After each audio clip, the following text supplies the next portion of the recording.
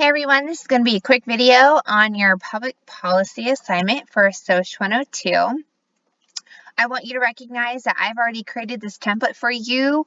All you need to do is fill in the blank. So on this title page, go ahead and create a title for the policy that you are going to be addressing. So let's say in our class so far, we have covered in the first half gender inequality. So you're going to go ahead, a public policy addressing the need of gender inequality. You're going to go ahead and put your name. Go ahead and leave SOC 102, Dr. Stahlke, and create a unique title that you feel represents your public policy. So we're going to go ahead and move on to the agenda setting. Remember, to edit this assignment, all you need to do is go ahead and click on Enable Editing. And ideally, what you're going to do is delete all of this context right here. And then you're going to list the reasons why this issue is problematic. So if, for instance, I'm looking at gender inequality, I'm going to list reasons with supporting evidence as to why gender inequality is a problematic issue. I'm also going to list on here some potential solutions and address how the government plays a role in addressing this problem. Something to remember to ask yourself on the agenda setting slide is what groups benefit from this situation, what groups are suffering because of this, and who is responsible for this problem. And you're going to go ahead and answer those questions and put them on the slide. So moving on to policy formation. Once you have recognized a public policy that you are passionate about and you feel is important to improve upon, you're going to start with the policy formation. On this slide, again, you're going to delete the current context of this slide, and you're going to identify organizations that will be your allies in formulating a policy. And so you might be recognizing what organizations are out there. If I were to do a Google search on gender inequality organizations, I'm probably going to sift through a few of them. I'm going to look at their mission statement. What do they stand for? What are they trying to do as an organization to improve society? And so you're going to list some of those organizations that will be allies.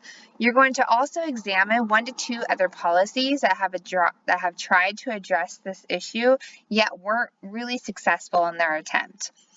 Furthermore, you're going to provide a 1 to 2 sentence description for why these former policies may have not been able to address the issue at hand.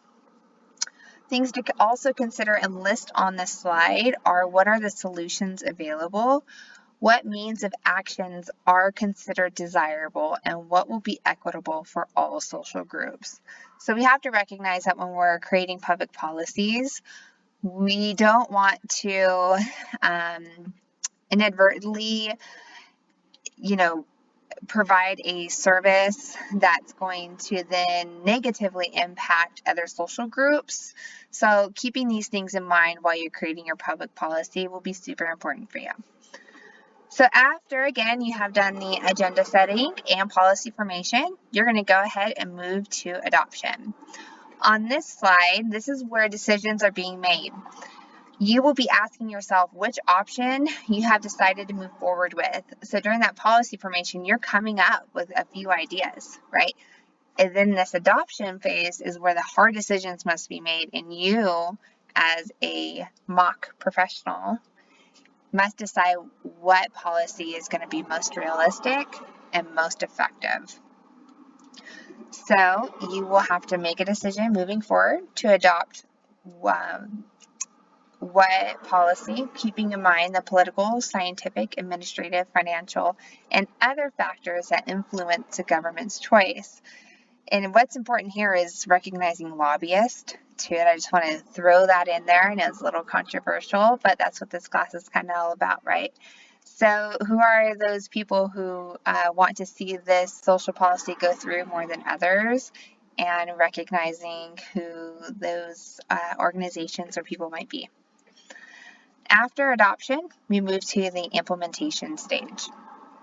During the implementation stage, I really want you to ask yourself, is this new policy achievable? How realistic is this? How and can it be implemented?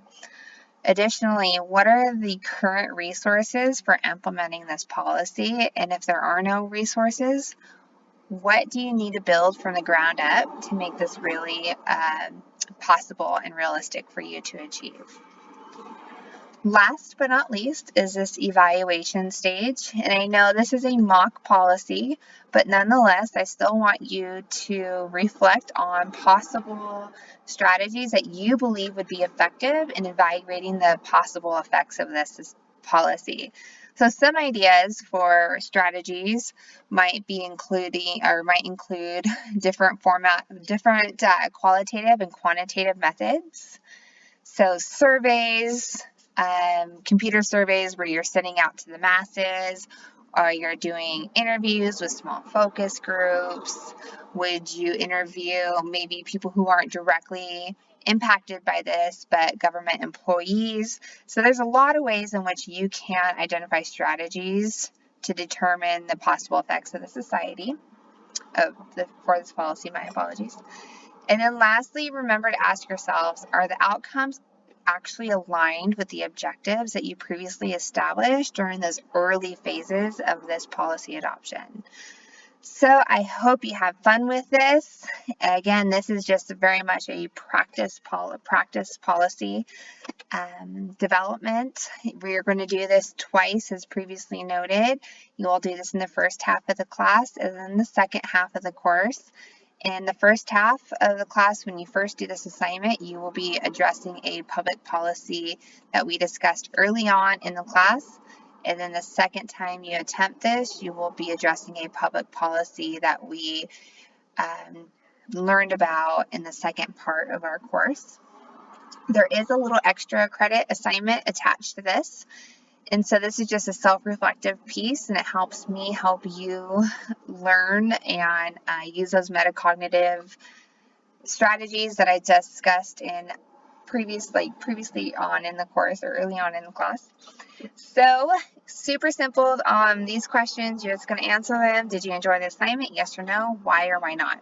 Number 3, what did you not like about this assignment? Number 4, we have to do this assignment again one more time. What are you going to be doing differently for the next public policy assignment? And then number 5, do you find yourself more interested in examining or developing future public policies?